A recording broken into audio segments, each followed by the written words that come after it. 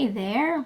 As promised, I'm sorry it took me a while. I wanted to show you some things that from a teacher's perspective at Optima. So what you're seeing here is me logging into a session. And now here you can see these are all of the Optima Ed locations. There are so many of them. And while a lot of them are kind of like your biology teacher mentioned, a little bit cartoony, there are a lot of them that are also realistic. So you have access to all of these, plus you have access to all of the engaged locations as well, and it ends up being a whole lot. This first location I'm taking you to is the Optima Newsroom, because I was thinking about ways to use if I had a classroom of older students, and this is a location I would probably use a lot. These cameras actually work. Students can film a real newscast, and so there's different cameras, different little areas, and then there's a whole control room in here where you can use teleprompters and all kinds of tools to set up different newscasts and do all kinds of things. And the students just love this location. And there's also a green room through here where students have set up lots of different things. You can project things onto the walls and stuff for a very real, like a live on the set kind of thing.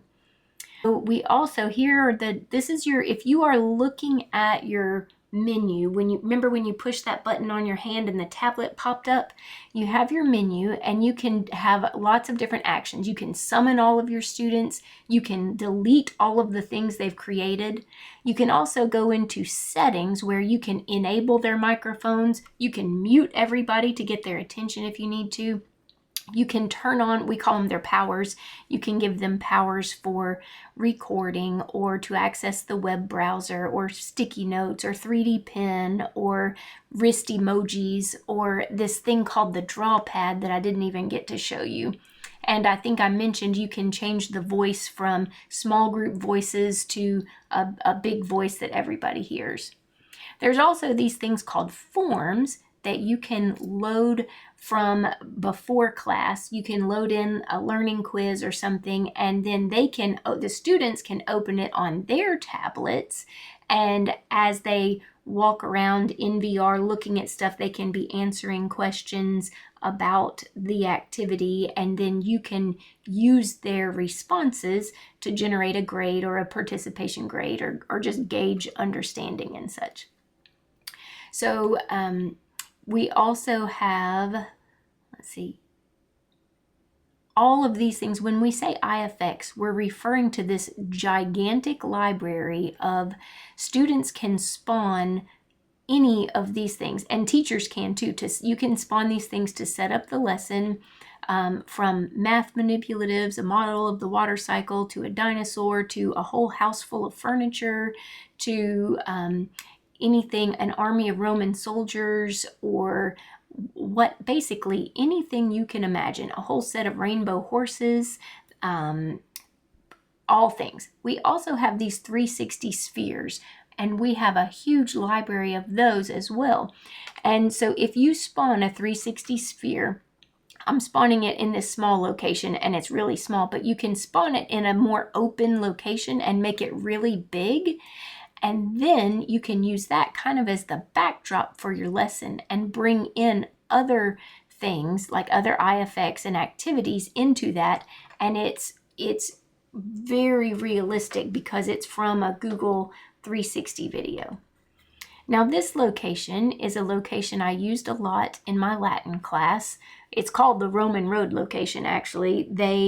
In fact, we have designers who will build things at request, and this was something that I requested for Latin because I wanted to have a long road that we could build on and walk down the road and review together. So in this location, I had it set up to where I always had a set of bleachers and some video screens and then my review stuff. and we might start the day. I would have them come over to the bleachers, and then I had the present tense endings set up, and we might play a review game where you had to teleport and sit on the invisible chair that I had placed on top of the endings here. And then we would start walking down the road, and on one side of the road I have all of the grammar stuff, and on the other side of the road I had what we called our cultural catechism questions and images, which, by the way, you can see. So this is not perfect, not everything is not straight or amazing, but you are able to bring in images. You can use a combination of the sticky notes, 3D pen, the IFX, and then you can also bring in images from the internet using the snippet tool on your computer. So here are culture, you see maps and the cultural catechism stuff, and then we would go, this is when I would use a form a lot of times. We would do just a very quick walkthrough to review the stuff that we had learned, and the students would be answering questions as we go through to make sure that they're staying on task and paying attention. And we might stop and review something along the way. And for this lesson, we were learning about the imperfect tense. Sheep, they always say baa. They're so imperfect. I don't like my sheep. I have goats at my house, which I actually do, but I would say I have goats at my house because I don't like sheep. Sheep always say baa because they're so imperfect. So that's why the sheep are there. And then we would go to the area with the screens, and I have a song playing. That's a little video. You can't hear the music, but it's a silly, cringy song that he's singing about the imperfect tense. And they would have to sort out the 2 tenses they've learned so far and get those in order. And then I would pull up a PowerPoint where they have to do some more work on the PowerPoint. Now, this next location is the outdoor classroom that I was telling you about. This is another great place for small groups. And here I am. This is a whole different song. I'm singing the conjugation of sum to the tune of Another One Bites the Dust. But this is a great one for small groups. It's really set up for small groups, as you can see. So I might have one group here creating a tiny table timeline using IFX and then making a recording about it. Another group parsing verbs. Another group identifying stems and endings and conjugating. And then because we have there's a big yard there. Another group doing sentence